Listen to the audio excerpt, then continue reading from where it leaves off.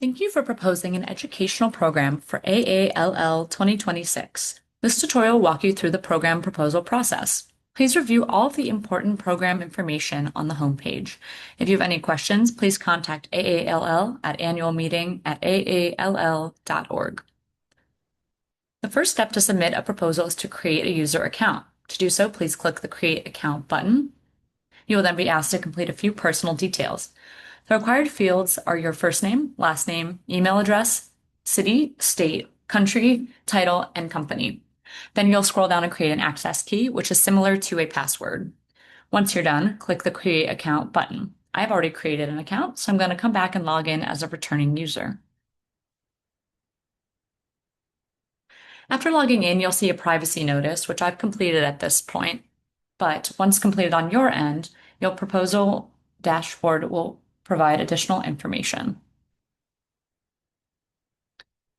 To create and submit a new proposal, click the Click here to begin a new proposal link. The first thing you'll need to provide is the title of your proposed program.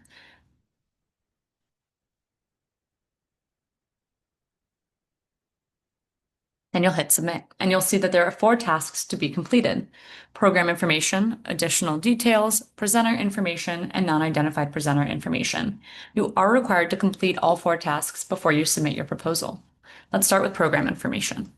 Under this task, you'll provide more detailed information about the program. Identify at least one primary content area, and if applicable, a second. Next, select the must-have program topic or topics that your program fits into. You may select as many program topics under each content area as are applicable. You can learn more about must-haves and the body of knowledge domains at these links. I'll just throw in a few to test it out. You'll provide a brief program description here, as well as your learning objectives. It's important to note that all learning objectives should begin with participants will. Ideally, you'd have 3, but if you have less than 3, you can always include an NA in the box, because there are 3 that are required to complete.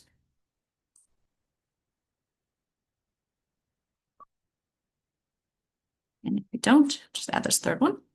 Your intended audience and how you'll engage your audience. You'll hit continue to save your items. And you will see here with a green check mark that that was completed and at what time and date. Moving on to additional details. You'll need to provide information on your preferred program length, as well as if you are open to the AMPC suggesting modification or different length. So we'll say 1 hour, but I'd be okay with it actually if it ended up being a deep dive instead. Information about the AV setup you'd like to have, as well as the room setup, and whether or not this was an independently produced SIS program. So we'll say that this one was by Bliss. If you have a connection to DEI, this is a great place to highlight that. In this case, I'll just say, no, I do not. And if you'd like to be considered for the D&I Committee Symposium, which is optional, you can also say yes or no as well. So this is completed as well, and you can see that here with the green check mark. Next, we'll move on to presenter information. We'll identify the speakers, moderators, and coordinators for your programs here. Please note at the very top, all proposals must have at least one designated coordinator.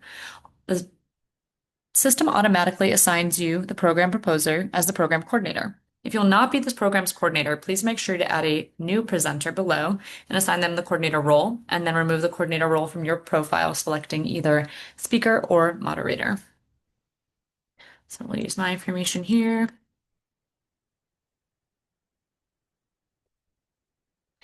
And since I am the one submitting it, I would automatically be considered a coordinator, but I'll just pick speaker in this case. So you'll see historically, because this is actually my account that I'm logging in from, this person has automatically been coordinator. I added a different person, Catherine Wax here, number 2, as a speaker.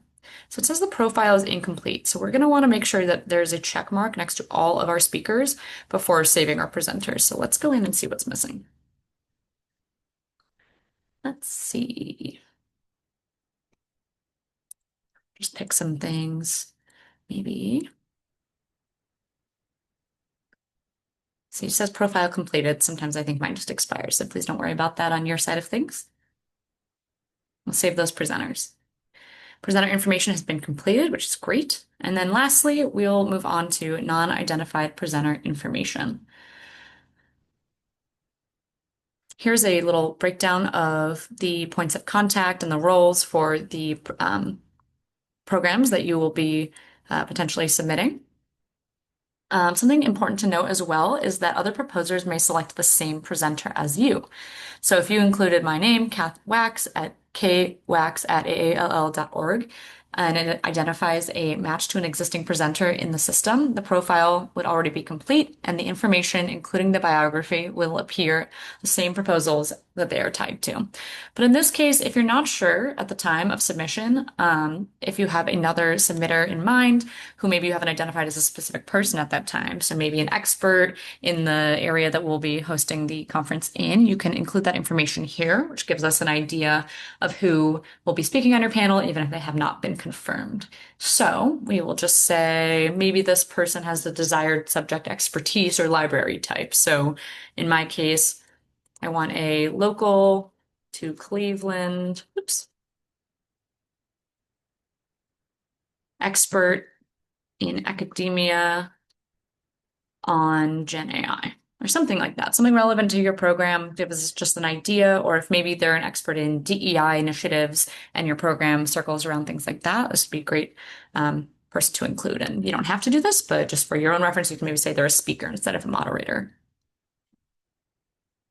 So it looks like all of our information has been presented, which is great. If anything has not been completed, it will be a red X here instead of a green check mark. You will also receive an email confirmation once you hit Save Submission that'll contain your proposal, and it'll ensure that you have successfully submitted it.